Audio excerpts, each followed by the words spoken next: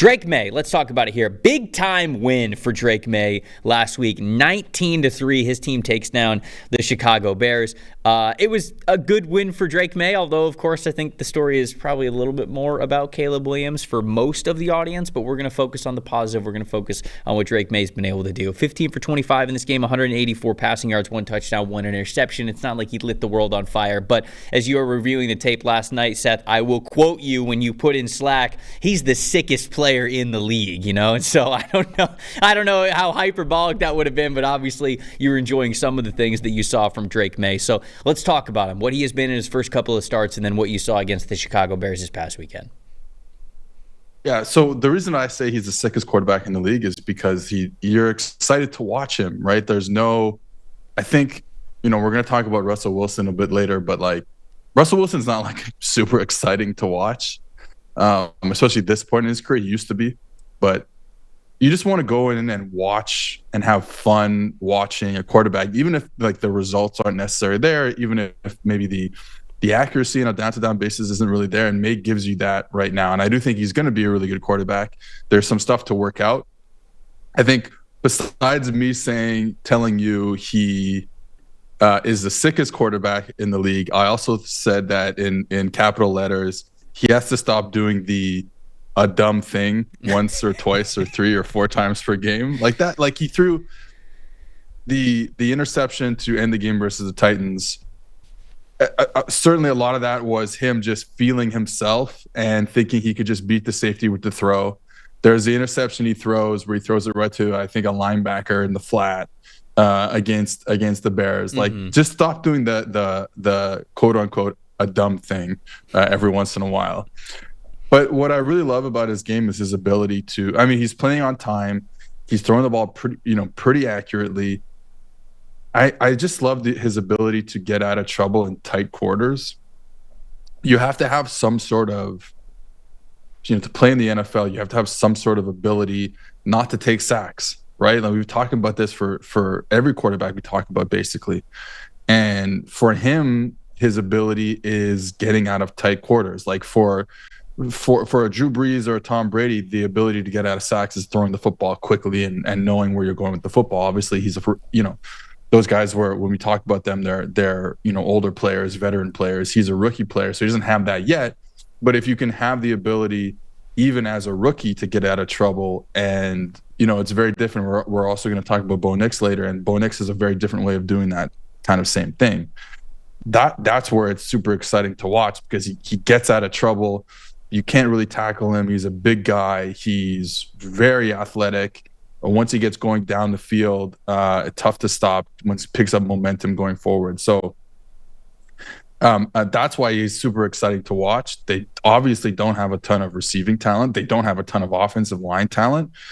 And you're hoping that, going forward that this team find some players to help him in those regards, or maybe some of the guys that they already have developed further. So that's kind of where I am with Drake Maye. I'm not saying the results are perfect right now, but they look like they're going to be really good if he keeps on this kind of developmental path. Yeah, the game was even more of a roller coaster than necessarily the 1 touchdown and the 1 interception, which is, why you have PFF and PFF stats here. 3 big-time throws, also 3 turnover-worthy plays. So it was even more up and down than I think the stats would showcase on just the common box score. And I think that certainly his tape reflects that, right? I think that you could see all that stuff there. What impresses me the most about Drake Maye and why I'm glad that he's starting for this team is, you mentioned, not that it's perfect. It's not that it's even more, on script than maybe Jacoby Brissett could have had this offense with, but you need the explosive. You need the sort of get out of trouble talent that he has. And I think you put it a really good way there because I've really loved watching that with him. And then specifically, I'll add this too. His arm strength, particularly the velocity to attack over the middle of the field, is really impactful. It opens things up a ton. Certainly when he starts to get those, the touch and the accuracy and the feel for the deep shots outside of the numbers, all of that will come into play because as he attacks over the middle of the field, which we saw some deep crossers, some deep in routes from him. There was one situation, I can't remember if it was like a 2nd and 15 or a 3rd and 15, where you said to yourself, all right, well, they're not really converting this. And he was able to drop back and look over the middle of the field and fire it right at where the sticks were. And it was really impressive. It was a really impressive throw for him to not only look at that spot, but know that he's got the strength to fire that ball in there fast enough over the middle of the field before those defenders can close on it. And that's exactly what happened. So to me, Seth, it is just the obvious arm talent from Drake Maye that is the reason why he's a starter. Like, that's the reason why you've got him out there, and that's what makes you so excited. And I think that's what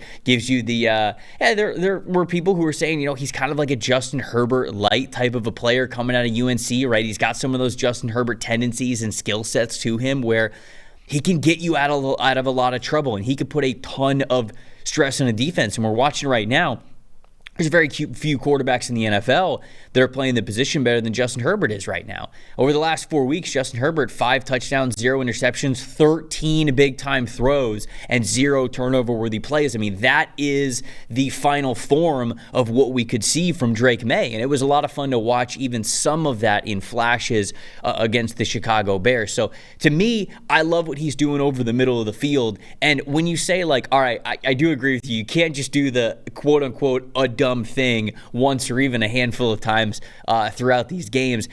Do you think for him it's like, is he testing things down the field? Is he just not seeing things properly? Like, obviously you talked about the interception against Chicago. I think that was one where maybe he just didn't even see the linebacker, but you also kind of got to feel that he's going to be there, right? You got to have a better feel for where coverage is going to be, and that will, you hope, get better as the season goes on. But is there anything in particular that you're watching him when it comes to, hey, limit those turnover-worthy plays a little bit more? Because we're already seeing you do the high-end stuff. That part's already there. But the next part of the journey is seeing defenses a little bit better and respecting defenses a little bit better. Yeah, I think that, first of all, the Herbert thing is spot on. In terms of, like, once the ball kind of leaves their hands, and, like, the trajectory of the ball is very similar, I find. Obviously, the arm strength is both, A+ for both of them. I think with those turnover plays, I think they're more in the I trust myself so much.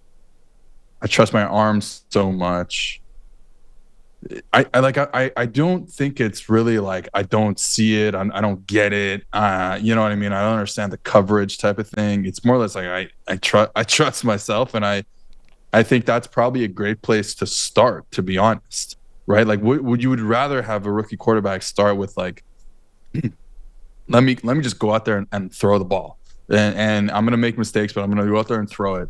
You'd rather take that and kind of reel it in a bit than the guy who, I'm making up a guy here, but like the guy who's like just gonna be a little too tentative, gonna throw it short, not gonna take risks. Like, you're a rookie quarterback. Now, obviously we've seen teams recently bench inexperienced quarterbacks that they shouldn't be benching, but at the same time, you probably just want to be able to just go out there and make all those high-end throws, and then if you have to reel it back later as you go on in your career, I think that's better. You want to test what you can and can't do and especially for Maye in a season where obviously the Patriots are not going anywhere. He goes in as not really a savior for this team, right? This is not when Drake Maye goes in to replace Jacoby Brissett, this is not a situation where they said, "Oh my God, like he needs to come in here and we need to like win games and make the playoffs." Like it's a low risk, as low risk, as low stakes as playing being the starting quarterback in the NFL can be. Sure. But so that's like a good situation to come in and just test your arm strength and test all that stuff. To go back, it's like I think he gets it. I think he just tries to do a little too much sometimes. Oh, I think that's fair. Moving forward, you mentioned it's sort of a low risk move, obviously getting him out there and getting him a lot of reps this year. The number one thing for the New England Patriots was getting Gerard Mayo comfortable with being the head coach of this team, making sure the team rallies around him, setting up that culture. That's a really important part for the New England Patriots. But then two, obviously seeing what you have in Drake Maye, like allowing him to get that playing time, allowing him to get his feet wet, and you're hoping that next year you can really hit the ground running, really maybe accelerate that rebuild, accelerate that winning window. to me, when I look at this receiver room, you got Kendrick Bourne, you got Kayshon Boutte, you got Pop Douglas. They drafted Jalen Polk. They've got Javon Baker as well. KJ Osborne's on this team. I don't need you to give me like specifics, but watching how Drake Maye plays, for example, and thinking about Justin Herbert, right? I mean, you can think about Justin Herbert as well, and think about what type of receiver you've kind of wanted or thought about for Justin Herbert in this offense. Obviously, things are kind of grooving right now with the Los Angeles Chargers and their offensive philosophy, but is there a type of receiver that you would love to see New England go after, whether it's in free agency or whether it's sort of prioritize a skill set in the draft? Is it a big-time vertical threat that you would love to see in this offense with him? Is it more of this big-bodied, contested catch guy that you would love to see Drake Maye be able to give one-on-one opportunities to, a shiftier player in the slot to get some of those smaller things open? Is there a type of wide receiver that you would love to see him maybe on the roster, maybe not, just have more chemistry with and lean into this sort of receiver that he could be able to throw the ball to moving forward? This is a deep cut, but the comparison I love, like the type of player I would love to see him with is a guy like, I don't know, Randy. You ever heard of this guy named Randy Moss? I've heard of this guy named Terrell Owens? You ever heard of this guy named like Andre Johnson? Like, that's really the type of guy that I would love to see him with.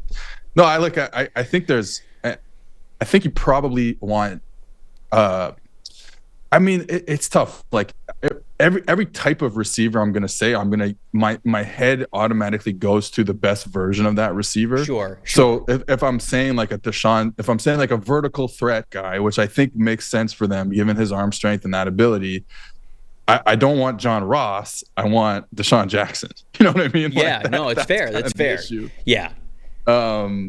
So like, but I think that's the type of guy you want. I mean, look, I think they could use a bunch of different pieces.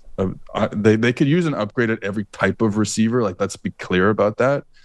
But I think, and I understand that vertical receivers who can track balls in the air and make catches are not a dime a dozen. Like they don't fall off trees. So understanding that, but I would probably say slightly ahead of every other archetype of receiver, I'd say that vertical middle of the field post type of corner type of player.